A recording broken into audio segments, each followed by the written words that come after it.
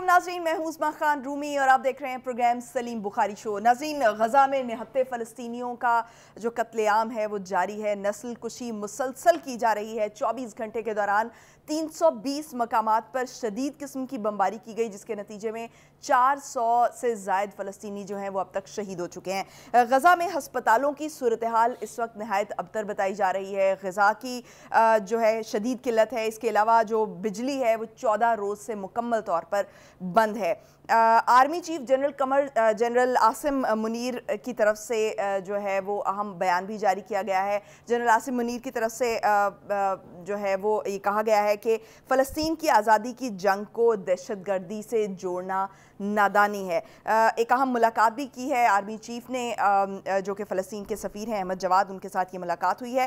नाज़रीन, एक तरफ इस मामले पर जो कंडेम किए जाने का जो सिलसिला है वो जारी है। अमीर कतर की जानिब से इस पर इसराइल को शदीद कंडेम किया गया है, जबकि जो बराक ओबामा है वो भी फ़लस्तीनियों के हक़ में अब बोल पड़े हैं और कहा है कि गज़ा में इसराइली हमले तवील मुद्दती नताइज का बायस हो गए हैं। वर्ल्ड बैंक भी किसी तरफ इशारा कर रहा है, क्या इशारा है इस पर आज के प्रोग्राम में हम बात करेंगे। साथ ही साथ नाज़रीन, अल अज़ीज़िया और एवन फील्ड रेफरेंस केस की जो अपीलें हैं उसमें जो ज़मानत का सिलसिला है वो 26 अक्टूबर तक उसमें तौसीह दे दी गई है नवाज़ शरीफ साहब को अदालत की तरफ से। और इस पर बात करेंगे कि नैब ने आज जिस तरह से रिस्पॉन्ड किया वो क्या कह रहे हैं जो है वो हम बात करेंगे, बात का आगाज़ करेंगे। अस्सलाम वालेकुम बुखारी साहब। जी वालेकुम अस्सलाम, कैसी हैं उस्मा? मैं ठीक हूँ बुखारी साहब, आप कैसे हैं?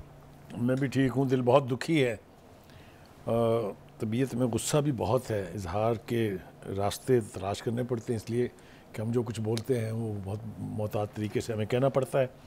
लेकिन बसा औक़ात ऐसा होता है कि आपके जज्बात आपके काबू में फिर नहीं रहते हैं। नेतन्याहू साहब जिस तरह की नस्ल कुशी की पॉलिसी के ऊपर अमल पैरा हैं और जिस इंतहाई ढिठाई से पूरी मगरबी दुनिया उनका साथ दे रही है और बार बार उन्हें अपनी इमदाद, दिफाई, सियासी, माली का यकीन दिला रही है, वो इस मुजरमाना फेल में बराबर के शरीक हैं। इसके बारे में कोई दो राय नहीं होनी चाहिए।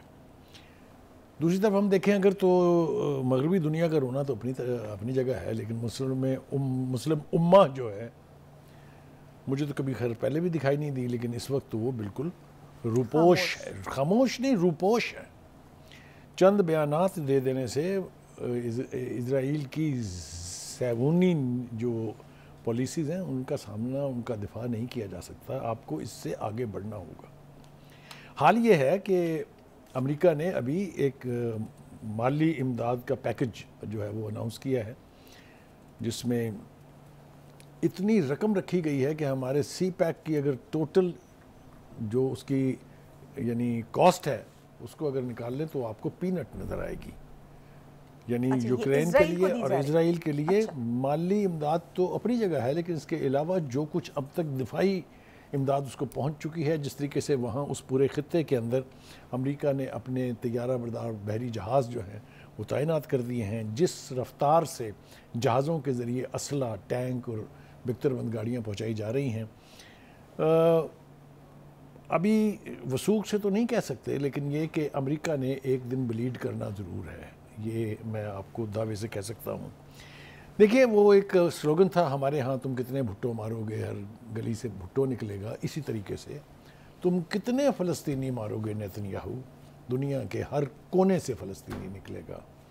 और ये पहले भी दुनिया देख चुकी है। 75 साल से इसराइल की सक्सेसिव रजीम्स फ़लस्तीन की नस्ल कुशी की पॉलिसी पर अमल पैरा रही हैं। तो क्या हो गई नस्ल कुशी? हर उस सानहे का बदला लेने के लिए एक नई जनरेशन ने जन्म लिया है। बात आप कहीं से भी शुरू कर लें, साबरा शतीला के कैंपों से शुरू कर लें, या गज़ा में जो कुछ हो रहा है, जो वेस्ट बैंक में जो कुछ हो रहा है मगरबी किनारे पर, उस सब कुछ को अगर आप अपने सामने रखें तो आपको पता चलेगा कि दुनिया की तमाम तर कुव्वत, तमाम तक मिलिट्री माइट, ये भी फ़लस्तीनियों को ख़त्म नहीं कर सकी और ना ही ऐसा होने जा रहा है। आगे बढ़ते हैं। मुस्लिम उम्मा का रोना तो हमने रो लिया है, ज़रा थोड़ा सा अपनी तरफ भी देखते हैं। हमारे यहाँ भी फ़ॉरेन ऑफिस ने सवाए उन रस्मी बयानात के जिस तरह हम कश्मीर के हवाले से ये कहते हैं हम कश्मीरियों की इखलाकी और सियासी मदद जारी रखेंगे, पीरियड। दिस इज़ नो मदद। एनीवे, मैं इससे आगे नहीं जाऊँगा, लेकिन फ़लस्तीनियों के हवाले से भी वही मुजरमाना रवैया है जिसकी वजह से न कश्मीर में रियासती जबर और रियासती दहशतगर्दी ख़त्म हो सकी है और ना ही फ़लस्तीन में नस्ल कशी की इस पॉलिसी को बंद बांधा जा सका है। बुखारी साहब, वैसे भी मुल्कों के लेवल पर जब बात होती है तो फिर सिफारती जो ज़राए होते हैं वो ज़्यादा बेहतर होते हैं। जी, मैं उसी तरफ आ रहा था।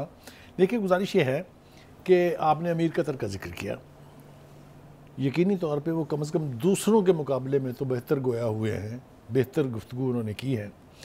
मैं तो उन्हें ज़ाती तौर पर सलाम पेश करता हूँ कि कम से कम किसी ने मुंह तो खोला है, वो मुजरमाना खामोशी तो ख़त्म हुई है ना। वो ये कहते हैं कि अमेरिका को इसराइल को लाइसेंस टू किल दे दिया गया है। ये हैवी जुमला है, लोडेड जुमला है। फिर वो कहते हैं कि 2 रियासती हल के बगैर फ़लस्तीन में अमन का ख्वाब शर्मिंदा ताबीर नहीं हो सकता। आप देखें, कैटेगोरिक स्टेटमेंट है। आप इखलाकी सियासी मद की बात नहीं कर रहे, आप स्पेसिफिक्स पर बात कर रहे हैं। दुनिया फ़लस्तीन की ज़मीन पर इसराइल के कब्ज़े को नज़रअंदाज करने के बाद अब कत्ले आम पर भी खामोश है। और जो 2 बहुत अहम बातें उन्होंने की हैं वो है, और वो नंगी जहरियत का मुजाहरा करते हुए गज़ा पर वहशियाना बमबारी करते इसराइल को देखकर सब चुप हैं।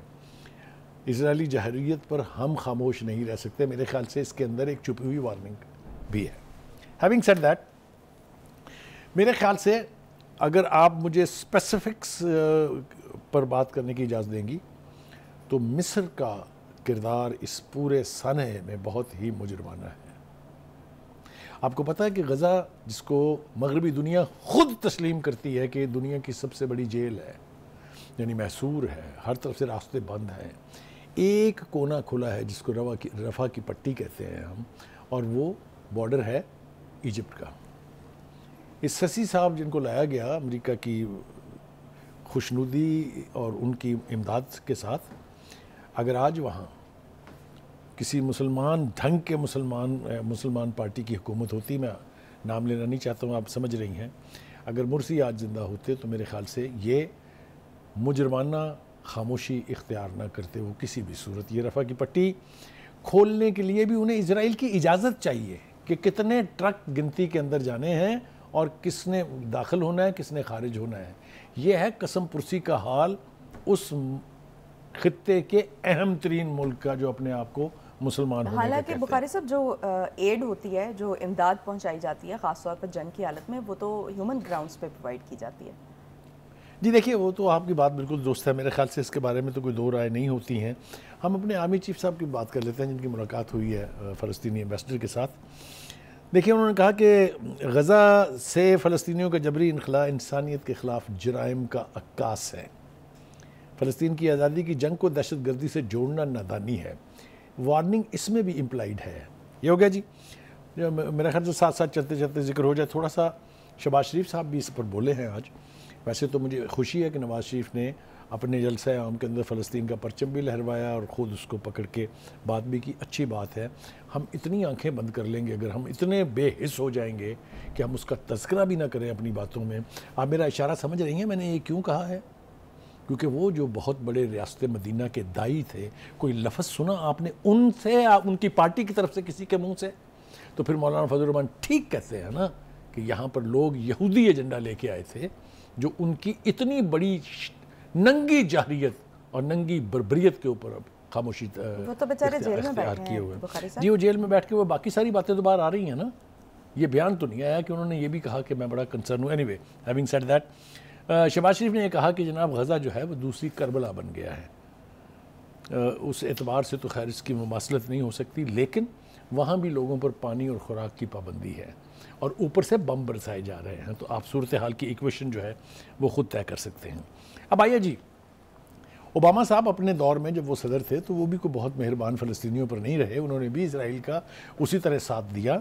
लेकिन ये नंगी जहरियत देख के मेरे ख्याल से उनके सब्र का पैमाना भी टूट गया है और वो भी बोल पड़े हैं। वो ये कहते हैं कि गज़ा में पानी और खाना बंद करने से इसराइल की बैनुल अक़वामी हमायत भी कमज़ोर पड़ जाएगी। It's a warning. दूसरी बात उन्होंने कही कि गज़ा में इसराइली हमले तवील मुद्दती नताइज का बायस बन सकते हैं, जिसका हवाला आपने अपने इंट्रो में भी दिया था। इंसानी जानों की कीमतों को नज़रअंदाज करने की इसराइल फ़ौज की हिकमत अमली इन्हें उल्टा जवाब दे सकती है। ये तीनों जुमले उनके जो हैं that is a sort of A warning. लेकिन मेरा ख्याल है इससे आगे बढ़ते हैं।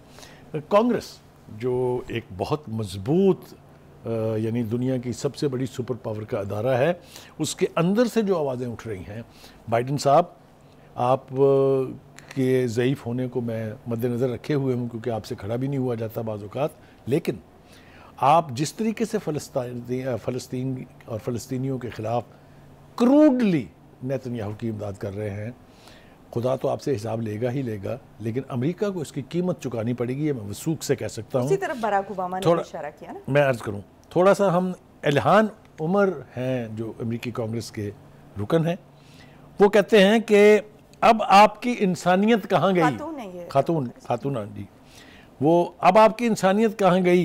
गज़ा पर के मामले पर अमेरिकी रुकन का दूसरा बयान यह है कि आप कैसे एक ही जानब का जुल्म देखकर उसे गलत कह सकते हैं। ये इशारा उस तरफ है कि जो सिर्फ कहते हैं ना कि जी हमास ने ज़्यादती की अटैक करके।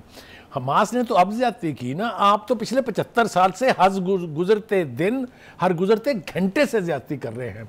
आप मस्जिद अक्सा में नमाज नहीं पढ़ने देते, आप वहाँ पर मुसलमानों को जुमे की नमाज अदा नहीं करने देते, आप मस्जिद अक्सा में फ़ौजी घुसेड़ देते हैं बूटों समेत। ये सब कुछ भी तो आप कर रहे हैं ना, और मुसलसल एक तसलसल के साथ पिछले 75 साल से कर रहे हैं। दूसरा वो ये कहती हैं कि आप कैसे लाशों को ढेर देख कर अपनी दोस्तियाँ बरकरार रख सकते हैं। ये इशारा भी अमेरिका और इसराइल की उस रवायती दोस्ती की तरफ है। इसराइल ने ये जो बहुत हैवी जो स्टेटमेंट है उनका वो ये है, इसराइल ने हालिया 10 दिनों में गज़ा पर इतनी बमबारी की है जितनी अमेरिका ने पूरे 1 साल में अफ़गानिस्तान पर की थी। अब मैं गुफ्तगू का रुख मोड़ता हूँ और मैं वार्निंग दे रहा हूँ as a Pakistani, as a journalist. America बहादुर, आपको याद होगा आप वियतनाम में गए थे, आपकी सरजमीन नहीं थी, आपके साथ ना उनका बॉर्डर मिलता था ना आपके साथ उनकी कौमियत मिलती थी। 18 साल आपने वो जंग लड़ी और बिलाखिर आपके जर्नैल, आपके ब्रिगेडियर्स, आपके मेजर जनरल चड्डियों में वहाँ से अपनी जूतियाँ और पेंटें फेंक के हेलीकॉप्टरों के साथ लटक लटक के वहाँ से निकले थे। ये तारीख़ का हिस्सा है, वीडियोज़ मौजूद हैं, इसके ऊपर फिल्में बनना तो छोड़ देना, एक्चुअल वीडियोज़ मौजूद हैं। उसके बाद आपने दूसरी गलती की, फिर आप चले गए, घुस गए जॉर्जिया में जाके। जॉर्जिया में जो जूत आपको रूस से पड़े, आपको वहाँ से भागना पड़ा। उसके बाद आप आके इराक़ में आपके साथ जो सलूक हुआ वो आज भी वहाँ पर लोग गवाही दे रहे हैं। उसके बाद आप आ घुसे अफ़गानिस्तान में, वहाँ आपके साथ क्या हाल हुआ। 20 बरस तक आपने वो जंग लड़ी है वहाँ, आपने नहीं सिर्फ पूरी नेटो ने। हुआ क्या, आज वहाँ पर जो मुजाहिदीन की हुकूमत जो यानी तालिबान की हुकूमत जो है वो कायम है, और आपको वहाँ से दुम दबा के जिस तरह भागना पड़ा है वो भी तारीख़ का एक हिस्सा है। सीखिए इन तजर्बों से, अगर आप इनसे नहीं सीखेंगे तो नुकसान आप ही का होगा। आगे आ जाइए जनाब। अब आगे चलते हैं, दूसरी तरफ देखते हैं हम ये कि वर्ल्ड बैंक का आपने तस्करा कर दिया कि वो भी अब इशारे कर रहे हैं। देखिए ना, एक ख़ास हद तक आप खामोशी इख्तियार कर सकते हैं, वरना आपको सच बात जो है वो बिलाखिर कहनी पड़ेगी। दूसरी बात जो और इस हवाले से करनी है वो ये है कि आज भी मेरे ख़्याल से देर तो बहुत हो गई है, गज़ा तबाह हो चुका है, बर्बाद हो चुका है। ये जो नस्ल ख़त्म करने की पॉलिसी है, ये कोशिशें आज से नहीं हो रही, 75 साल से हो रही हैं। मैंने पहले भी कहा ये कोई कामयाबी नहीं हुई और ना होगी। ये हमें अच्छी तरह से मालूम है कि अगर नेतन्याहू के बस में हो तो वो यकीनन दुनिया से फ़लस्तीनियों का निशान भी मिटा देंगे। लेकिन इसमें तो बड़े बड़े मिलिट्री डिक्टेटर्स को, इसमें तो हिटलर को कामयाबी नहीं हुई थी, बाकी तो छोड़ दें। इसमें तो मुसोलिनी कामयाब नहीं हुआ था, और बहुत सारे नाम लिए जा सकते हैं। आज तो अमेरिका के बाद जो बरतानिया है वो भी इसराइल की हिमायत में आ गया है कि वो जो अस्पताल पर हमला हुआ था वो हमास की तरफ से किया गया। मैंने ये रोना तो नाम ले लेके मालिक का अदा कर दिया था। जब मैं मगरबी दुनिया कहता हूँ तो ये उसमें सारे आते हैं, कनाडा भी है उसमें। लेकिन इतना बड़ा अहमक समझते हैं वो दुनिया को कि गज़ा से ही चलने वाला एक रॉकेट गज़ा ही में गिर गया और उसने बर्बादी मचा दी। ज़रा आप तसव्वुर कीजिए, रॉकेट इतनी मैसिव तबाही नहीं मचाता कि 500 अफराद जो हैं वो जान से जाएं और पूरा वो इलाका जो है वो ज़मीन बोस हो जाए। किसको बेवकूफ़ बना रहे हैं, कैसी कैसी कहानियाँ घड़ रहे हैं। आज इस डीप फेक दुनिया में अगर अमेरिका का या इसराइल का ख्याल यह है कि उनके ऐब छुप जाएंगे, उनके ये मुजरमाना एक्शन जो हैं ये लोगों की नज़रों से यानी गायब रहेंगे, ऐसा नहीं होगा। आपको अपने किए का हिसाब देना है। मैं ज़िम्मेदारी से आज ये कह रहा हूँ, आज शायद इसराइल में फ़तेह के जश्न मनाए जा रहे हों, आज शायद अमेरिका खुश हो कि उसने बहुत बड़ा काम किया है, लेकिन एक दिन उन्होंने इसकी सज़ा भुगतनी है। मैं एक सवाल करना चाहता हूँ पूरी मगरबी दुनिया से कि अगर आपके दिल में इतना दर्द है तो इसराइल से फ़लस्तीनियों को अपने अपने इलाकों में बसा लें ना, फिर आप ले जाके। अगर आप इंसानियत के मामे बने हुए हैं, अगर आप इंसानी हुकूक के चैम्पियन बने हुए हैं, लेकिन उनको भी ये पता है कि अगर ये लोग वहाँ जाके बसेंगे तो इसराइल इनको वहाँ भी फॉलो करेगा, वहाँ भी उनको तबाह करने की कोशिश करेगा। सो कोई भी अपने घर को आग लगाने के लिए तैयार नहीं है, लेकिन फ़लस्तीन का जलता हुआ घर देख के सारे चुप हैं। मुझे बहुत ज़िम्मेदारी से मैं ये कह रहा हूँ कि मेरे नज़दीक उन मुस्लिम ममालिक में और इन मगरबी ममालिक में कोई फ़र्क नहीं है जो इस बर्बरियत को देख के मुजरमाना खामोशी इख्तियार किए हुए हैं। तो बुखारी साहब, ये जो आलमी बैंक ने कहा है कि ये आलमी इक़्तिसादी तरक्की के लिए बड़ा धचका है और ख़तरनाक मोड़ पर खड़े हैं, तो क्या ये कुछ इंडिकेट कर रहा है, पूरी दुनिया जो है वो इस पर गौर कर रही है या नहीं? देखिए, जो जितना बारूद और असला इस्तेमाल हो रहा है फ़लस्तीन में, ये फ्री में तो नहीं आता ना। वो ठीक बात है कि अमेरिका जो है वो अपनी इंडस्ट्री को जारी रखने के लिए दुनिया में कहीं ना कहीं तजर्बा गाहें खोलता रहता है, लेकिन इसके ऊपर ना सिर्फ ये कि रिसोर्सेज की तबाही हो रही है, इसके ऊपर सरमाया खर्च हो रहा है। इससे उन खित्तों में जो इसकी लपेट में आएंगे वहाँ पर डेवलपमेंटल एक्टिविटी रुक जाएगी। इंसानियत जो है वो अपने सारे वसाइल को अगर जंगों में झोंक देगी तो दुनिया के लिए ये वार्निंग जो है वर्ल्ड बैंक की ये मानी रखती है। तो बुखारी साहब, फ्यूचर क्या होगा, क्योंकि गज़ा इस वक्त जो है तकरीबन 50% जो है वो तबाह हो चुका है? देखिए, ये दो बातें तय हैं। एक तो हम प्रोग्राम में बात की थी और दोबारा दोहरा रहे हैं, ठीक है वो खंडर बन गया है, ठीक है वो बीमारी ने बर्बादी कर दी है, लेकिन मैं पूछना चाहता हूँ कि इसराइली अब तक वहाँ घुसे क्यों नहीं? टैंक खड़े हैं ना बाहर, फौजी 4 लाख खड़े हैं ना बाहर, घुसते क्यों नहीं है? इसलिए कि उन्हें पता है कि अर्बन एरियाज में 2 दिन पहले गए गुरिल्ला वार है, मार के भगा दिया, जो हाल हुआ उनका, जिस तरह से वो भागे वो आपके सामने है। ये मरहला अभी आना है और इसराइल ने सबक भी इसी मरहले से सीखना है। ये आग फिर गज़ा तक महदूद नहीं रहेगी, ये आग फैलेगी और शिद्दत से फैलेगी, पूरी दुनिया तक भी फैल सकती है। आज नवाज शरीफ ने अदालत के सामने सरेंडर किया और एहतसाब अदालत ने तोशाखाना केस में नवाज शरीफ के वारंट वापस ले लिए हैं, जबकि एवनफील्ड और अल अज़ीज़िया रेफरेंस पर जो सज़ा के ख़िलाफ़ अपील की बहाली के लिए दरख्वास्तें दायर की गई थी, उस पर भी 2 रुकनी बेंच ने आज केस की समाअत की है, जिसके बाद नैब को नोटिस भी जारी कर दिया गया है और जो हिफाजती ज़मानत है उसमें तौसी भी 2 रोज़ के लिए बढ़ा दी गई है। बुखारी साहब, एक तो वो वक्त था जब रेफरेंस बाद में बना करते थे और गिरफ्तारियां पहले हो जाया करती थी, एक वो वक्त था जब नवाज शरीफ का पर जिस तरह से केसेस बन रहे थे और जिस तरह से ट्रायल हो रहा था उनका, और एक आज नैब का रवैया, क्या कहेंगे? देखिए, ये बहुत ही अहम गुफ्तगू है जिसमें बहुत मोहतात होने की ज़रूरत है, इसलिए कि मामला जात अदालतों के सामने है, लेकिन कुछ ऐसे हक़ाइक़ जो बिल्कुल नज़रों से पोशीदा नहीं हैं उनके ऊपर अब बात करने में कोई हर्ज नहीं है। इसलिए कि एक तो अदलिया का माहौल बदल चुका है, अदलिया की क़यादत बदल चुकी है, वो सूरत हाल नहीं है जो पहले थी। अगर आपको याद हो तो पंजाबी ज़बान में एक प्रोवर्बियल सेइंग है कि वकील रहने दो तो जज कर लो।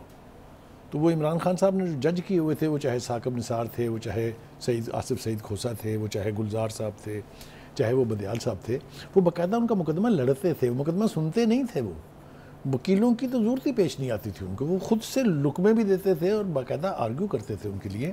ये दौर भी हमने देखा। खुदा का शुक्र है कि अब अदलिया में सैनिटी प्रिवेल्स, अब सूरत हाल उतनी गंभीर नहीं है जितनी हमने देखी है। दूसरा एक तासुर जो है वो तहरीक इंसाफ की तरफ से भी और उनके सोशल मीडिया हैंडलर्स की तरफ से भी दिया जा रहा है कि जी देखा वो लेके आए हैं तो देखे किस तरह जल्दी जल्दी रिलीफ मिल रहा है। तो उनको थोड़ी सी तारीख अपने सामने रखनी चाहिए। ये वही मुकदमे हैं ना जिनमें 125 पेशियाँ भुगत चुके हैं नवाज शरीफ साहब इसी जज के सामने अपनी बेटी के साथ। ये हकायक हैं या नहीं है? तो इसलिए ये nothing is coming as a free lunch, ये होता नहीं है। दूसरी बात ये है कि यानी जो बात मैं ख़ास तौर से करना चाहता हूँ वो ये है कि ये भी कहा गया कि जनाब ये भगौड़ा था। ये भगौड़ा कहते हैं किसको हैं? भगौड़ा वो होता है जो कानून से बच के रूपोश हो जाए, चुपके से कहीं निकल जाए। ऐसा तो कुछ नहीं हुआ था। बाकायदा अदालत की तरफ से भी एक बॉन्ड के तहत उनको इजाज़त दी गई थी। उस वक्त के मुल्क के वज़ीर आज़म ने पूरी कौम को ये बावर कराया कि ये शख्स मरने के बिल्कुल करीब है। डॉक्टर यास्मीन राशिद इसमें वो तो हर 2 घंटे के बाद एक हेल्थ बुलेटिन जारी करती थी ना, अगर आपको याद हो तो। फिर इमरान खान साहब ने भी ये बयान अल्लाह वास्ते चैरिटी में नहीं दिया था, उन्होंने अपने फैसल सुल्तान साहब को भेजा, उन्होंने उनके तमाम टेस्ट को रीटेस्ट करवाया और अल्टीमेटली उन्होंने तो भगौड़ा तो उसको कहते हैं जो कानून को हुडविंग करके, कानून को वायलेट करके गया हो। तो मेरे ख्याल से भगौड़े का लफ्ज़ उनके लिए इस्तेमाल करना ठीक नहीं। मैं ये बिल्कुल जस्टिफाई नहीं कर रहा हूँ कि वो 4 साल तक वापस क्यों नहीं आए, वो जाने, उनके डॉक्टर जाने और अदालत जाने, ये उनको उनसे हिसाब लेना है। दूसरी बात ये है कि देखिए ये केसेस बने किस तरह थे, अभी आपने उसकी तरफ हल्का सा इशारा किया। अगर मैं उसकी तफसील में जाऊँ तो पूरे प्रोग्राम का वक्त जो है वो गुजर जाएगा।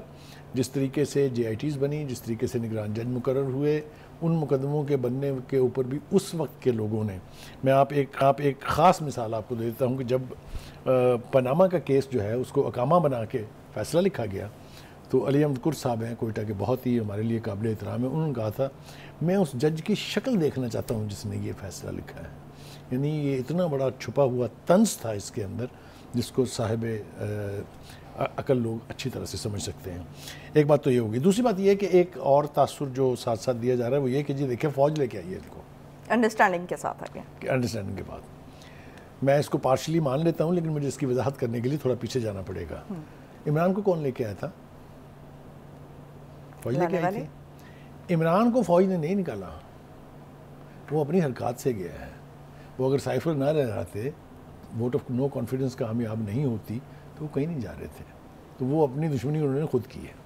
दूसरी बात यह है कि इसको नवाज़ को क्यों लाया जा रहा है? फ़र्ज़ कीजिए हम मान लेते हैं कि जी हाँ जी उनको लाया जा रहा है, इसलिए कि it's a situation where is no other option. किसी ने तो डिलीवर करना है ना। दुनिया में अब फ़ौजी हुकूमतें प्रवेल भी नहीं करती हैं और उनकी पजीराई भी नहीं होती है। लिहाजा किसी न किसी पॉलिटिकल फसाद की ज़रूरत होती है। यही वजह है कि हमारे यहाँ भी जो सक्सेसिव डिक्टेटर्स रहे उनको अल्टीमेटली अपने गिर्द एक सियासी हिसार बनाना पड़ा। लिहाजा पॉलिटिशियन के अलावा तो कोई डिलीवर नहीं कर सकता। अगर आप ट्रैक रिकॉर्ड देखें तो आपको पता चलेगा कि Nawaz Sharif in all his 3 terms had been an acceptable person in the world. दूसरा ये कि ग्राउंड के ऊपर उनके दौर के मंसूबे और जो लैंडमार्क्स हैं वो भी किसी से पोशीदा नहीं है।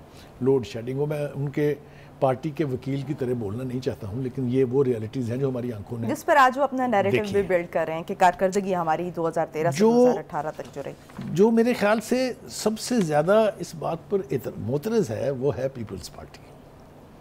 पीपल्स पार्टी के 2 जो रहनुमा हैं उनके बयान हमारे सामने हैं। तो बुखारी साहब किसी हद तक वो भी तो ठीक कह रहे हैं। हाँ नहीं, वो किसी हद तक नहीं, बहुत हद तक वो ठीक कह रहे हैं, लेकिन फिर वही सूरत हाल है। देखें ना, अगर आप बलूचिस्तान की हुकूमत किसी के लिए तोड़ दें तो आप ठीक हैं। आप सेनेट के चेयरमैन के इलेक्शन में उस वक्त की अशराफिया या उस वक्त की एस्टेब्लिशमेंट का साथ दें तो वो ठीक है, और कोई दूसरा वो करे तो वो इकदाम गलत हैं। वैसे भी जरदारी साहब को मुफाहमत का बादशाह ऐसा कहा जाता है, तो मुफाहमत किससे मुफाहमत है? हाँ नहीं, वो जाहिर है, वो आपको पता ही है जिससे मुफाहमत थी। लेकिन फिर भी हम अपने बयान में इनके बयान का तज़किरा ना करें तो थोड़ी सी ज़्यादती होगी। पूरे तो हम नहीं दोहरा सकते, लेकिन 2-2, 4-4 जुमले जो हैं वो बहुत ज़रूरी हैं। तो वो कहते हैं जी कि नवाज शरीफ की सज़ा मुअत्तलिफ के फ़ैसले अगर ऐसे ही होने हैं तो अदालतों को ताले लगा दें। ये है पीपल्स पार्टी, और उनके जो हसन मुर्तज़ा हैं वो कहते हैं नवाज शरीफ को लाडला प्लस बल्कि इमरान प्लस बनने की मुबारकबाद देते हैं। तो बुखारी साहब, यानी कि हम देख रहे हैं कि पीपल्स पार्टी मद्दे मुकाबले आ चुकी है नून लीग के, और इनमें से एक तो अवाम को तो चूज़ करना है ना, तो इनमें से आप क्या समझते हैं कि कौन ठीक कह रहा है? देखिए, गुजारिश ये है कि पीपल्स पार्टी और नून लीग रवायती हरीफ है।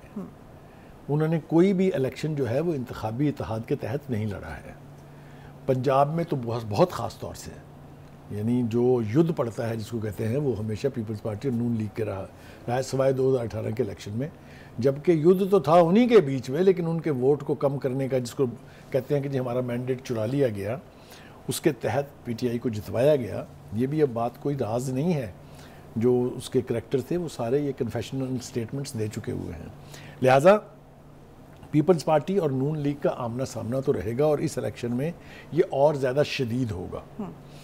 कुछ मकामात यानी इलाके ऐसे हैं, खित्ते ऐसे हैं पाकिस्तान के, जिन पर पीपल्स पार्टी को यानी असर रसूख उसका जो है वो बहुत ज़्यादा, सिंध उनका है, पिछले 20-25 सालों से सिंध उनका है। इसी तरीके से उनका दावा है पीपल्स पार्टी का कि जो सदर्न पंजाब है, जनूबी सूबा जिसको हम कहते हैं, उस इलाके में भी उनकी पजीराई बहुत है। फिर बलूचिस्तान में हमेशा पीपल्स पार्टी और नून लीग दोनों ने ही सीटें ली हैं, जोड़ तोड़ में स्पेशली। और यही हाल जो है केपीके में तो बुखारी साहब जी, जो नवाज शरीफ को इस वक्त लाडला कहा जा रहा है, आप क्या समझते हैं कि अवाम में भी तो एक तासुर मौजूद होगा ना, आगे इंतखाबात भी होने वाले हैं, तो क्या आप समझते हैं कि नवाज शरीफ जो है वो जो अवाम का ये तासुर है कि वो लाडले बन के आए हैं, या आप देखिए अवाम सारी का ये तासुर नहीं है, ये उनके जो मुखालिफ हलके हैं, जो उनकी मुखालिफ पार्टियां हैं, ये उनका ख्याल है। आप इसको पूरी कौम की राय नहीं कह सकते, और ना ये पूरी कौम की राय है। देखिए उन्हें इस इमेज से भी निकलना होगा, और उसके लिए यही है कि वो इलेक्शन लड़ें, इलेक्शन जीतें, हुकूमत बनाएं, और फिर इंडिपेंडेंट फैसले करें, तभी साबित कर पाएंगे ना वो। तो इलेक्शन होने तक तो ये सारा मामला इसी तरह चलता रहेगा। मेरे ख्याल से नवाज शरीफ साहब को अब चाहिए कि उनको, चूँकि अदालतों से उनकी जान तकरीबन छूट गई है या छूट रही है, उनको अब पार्टी के अमूर की तरफ ज़्यादा फोकस करना चाहिए इलेक्शन से पहले। दूसरी बात यह कि एक तासुर देने की कोशिश की गई थी, वो भी जो है ज़ायल हो गया है कि नून लीग शायद इलेक्शन मुलतवी कराना चाहती है। पीपल्स पार्टी का ख़ास तौर से ये एक स्टांस रहा है मेरे ख्याल से। लेकिन ये भी कहा जाता था कि नवाज शरीफ अगर वापस आ गए तो इसका मतलब इलेक्शंस जो है वो नज़दीक हो गए। ये एक आम राय ये भी कायम हुई थी, लेकिन अब जितने भी बयानात हम नवाज शरीफ, शहबाज शरीफ या उनकी पार्टी के लोगों से सुन रहे हैं, उसमें यही है कि जी इलेक्शन तो अब जनवरी से जा सकते हैं और नहीं जाने चाहिए, मजीद डिले नहीं होना चाहिए। इलेक्शन के अलावा इस मुल्क के मसाइल का कोई हल नहीं है। जो भी अब इसको मजीद ताखीर का बायस बनेगा, वो मेरे ख्याल से ना मुल्क की खिदमत कर रहा है, ना जमहूरियत की खिदमत कर रहा है। ठीक है, हर गुजरता दिन पीटीआई की फेट पर भारी पड़ता जा रहा है, और तहरीक इंसाफ की इस वक्त 3 खवातीन रहनुमा जो हैं वो इस्तेहकाम पाकिस्तान पार्टी में शामिल हो चुकी हैं। अंदलीब अब्बास, सादिया सुहेल और तीसरी हैं सुमेरा बुखारी। बुखारी साहब, हम देख रहे हैं कि जो पीटीआई है वो आहिस्ता आहिस्ता ख़त्म होने की तरफ आ रही है। क्या आपको लगता है कि ये ख़त्म हो जाएगी? देखिए, गुजारिश ये है कि 9 मई के वाक़यात के बाद, जिसे मैं समझता हूँ कि अगर बगावत करार दिया जाए कि बगावत पर उकसाने की एक साजिश थी, और ख़ास तौर से आपकी अस्करी क़यादत में रखना डालने की या तकसीम डालने की कोशिश थी। अब कोई भी शख्स पीटीआई, उस पीटीआई में जो खान साहब की पीटीआई है, उसमें रह के सियासत नहीं कर सकता। अब आ जाइए जनाब फरार, जो 9 मई के बाद से और इमरान खान साहब के जेल जाने के बाद से जो टूट फूट का शिकार हुई है पार्टी। एक तो ये कि उसमें 2 धड़े बन गए हैं। एक इस्तेहकाम पाकिस्तान पार्टी है जिसके जहांगीर तरीन साहब और अलीम खान साहब सरबराह हैं, दूसरी परवेज़ खटक साहब की तहरीक इंसाफ पार्लियामेंटेरियन है। तो 2 जगह तो लोग जिसके जहाँ जहाँ सींग समाए हैं वहाँ वहाँ भाग गए हैं। ख़ास तौर से मैं अगर ज़िम्मेदारी से कहूँ तो कि जितने भी इलेक्टेबल्स थे, जो जिस तरह से लाए गए थे उसी तरह से वापस चले गए हैं। और ख़ास तौर से जहांगीर तरीन के हवाले से जो कहा जा रहा है कि जिन जिन को वो हेलीकॉप्टर में लेके आए थे, उनको ही वो हेलीकॉप्टर में वापस ले जा रहे हैं। This is objectively said by somebody, हम सिर्फ इसको कोट कर रहे हैं। देखिए, जो अंदलीब अब्बास थी, और एक दूसरा नाम है फिरदौस आशिक अमान, ये, और तीसरा एक नाम है शीरी मज़ारी, चौथा एक नाम है बुखारी, क्या नाम था उनका? सुमेरा बुखारी, मलिका बुखारी। ये जो थे, they were women face of the PTI. इसमें से आशिक अवान साहिबा सबसे पहले गई, तो बड़े वक्त से पार्टी छोड़ गई थी। उसके बाद से हमने देखा कि वो शीरीन मज़ारी साहिबा जो है वो भी अमलन सियासत से भी रिटायर हो गई हैं और पार्टी भी उन्होंने छोड़ दी है। और फिर अब ये अंदलीब अब्बास साहिबा पार्टी छोड़ के दूसरी जगह जो है वो चली गई हैं। एक खातून रह गई हैं, मलिका बुखारी, उनका वैसे ही नहीं पता आजकल वो हैं कहाँ, तो वो यानी सरफेस पे नहीं है। यास्मीन राशिद भी रहती हैं उनकी फेट, यास्मीन राशिद तो भुगत रही हैं। मैं इस एतबार से बहुत मजबूत समझ और ताकतवर पॉलिटिशियन समझता हूँ कि वो ये सब कुछ भुगत भी रही हैं और आज तक अपने कदमों पे खड़ी हैं। तो हमें रियलिटी से आंखें नहीं चुरानी चाहिए। मेरे ख्याल से अगर हम अपने इस प्लेटफॉर्म से उनको कॉम्प्लीमेंट करें तो कोई ख़राबी नहीं है इसमें। ठीक है जी। अब देखिए, अंदलीब अब्बास साहिबा का ये है कि ये बहुत बड़ी, बहुत स्ट्रॉन्ग, बहुत इफेक्टिव स्पोक्स पर्सन थी, ख़ास तौर से इमरान खान की। पार्टी को छोड़ दें जी, उनका चला जाना, पार्टी छोड़ देना, इसका मतलब ये है कि पार्टी के अंदर कुछ बहुत गड़बड़ है, कुछ something very seriously wrong is happening there. जो कमिटमेंट के लोग भागने लग जाते हैं ना जब, तो फिर आप तस्वर कर सकते हैं उसका। हम पहले भी एक प्रोग्राम में कह रहे थे कि अब वहाँ काबिल ज़िक्र लोग कितने रह गए हैं। 2 तो हमने गिने थे, तो जो बाकी चंद थे वो भी हल्का आहिस्ता आहिस्ता जो। तो बुखारी साहब, ये माइनस खान क्यों नहीं किया गया और बाकी पार्टी जो है वो इंटैक्ट रहती, तो ये ज़्यादा बेहतर सूरत हाल नहीं थी पीटीआई ये के लिए? उन पार्टियों में होता है जिनकी तरबियत, जिनका मुनज़्ज़म होना जमहूरी तरीके से हो, जिनको ग्रास रूट लेवल से उठा के बाकायदा ट्रेन करके पार्टी के वो कारकुन बनाया जाए। पीटीआई में ऐसा कुछ नहीं था। ये पर्सनैलिटी कल्ट पे वजूद में आई थी और उसको सरपरस्ती हासिल हो गई थी, द पावर दैट बी। इस तरह की बनाई हुई पार्टियों की डेप्थ नहीं होती, सही। उनके पाँव ज़मीन पर नहीं होते, वो हवा में उड़ रहे होते हैं। और जो ही देखते हैं कि जो वो पर्सनैलिटी है उसके साथ कुछ हो गया है, वो यूं गायब हो जाते हैं। हवा का रुख बदलने से, हवा का रुख बदलने से इतनी बरक रफ्तारी से गायब होते हैं कि जिसका अंदाज़ा लगाना भी मुश्किल है। ठीक। देखिए जनाब, आशिक अवान साहबा ये फरमा रही हैं कि ये ख़वातीन IPP मंशूर पर अमल दरामद में हरावल दस्ते का किरदार अदा करेंगी। यानी वो कॉम्प्लीमेंट कर रही हैं उनको कि ये आ गई हैं। It is a welcome inclusion in IPP। दूसरी बात यह है कि तारड़ साहब जो कह रहे हैं वो वक्त जो है वो मुझे आपके जेस्चर से पता चल रहा है कि वक्त जो है बहुत मुख्तर है। अच्छी बात जो उन्होंने की है वो ये है कि जी इलेक्शन जनवरी से आगे नहीं जाने चाहिए, और हम भी कह चुके हैं कि इलेक्शन किसी सूरत भी मज़ीद ताख़ीर का बायस नहीं होना चाहिए। ठीक है, बहुत शुक्रिया बुखारी साहब। नाज़रीन, आज के लिए इतना ही, मुझे दीजिए इजाज़त। कल होगी आपसे दोबारा मुलाकात। पाकिस्तान की हमेशा पाइंदगी की दुआ के साथ। अल्लाह हाफ़िज़।